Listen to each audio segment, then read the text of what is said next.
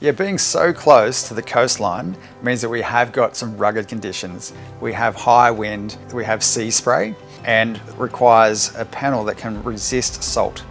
There's only a couple of panels that you can purchase that are salt mist accredited and that will resist the salt and still be covered for warranty for 25 years. So we've got quality products that are going to be built for the coast.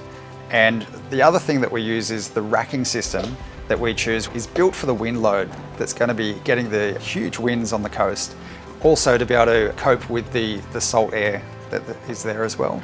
We also choose German-made isolators. The whole system from start to finish, we've gone through and we've hand selected over time quality components to be able to offer the best quality equipment to last the test of time. High quality solar panels not only give you better benefits by being resistant for the coast, having better product warranty, the big plus for you is that you get more performance per watt out of these panels. You're getting higher yielding heat on hot weather. You're getting better low light performance on those overcast and cloudy days. We also have hot summers.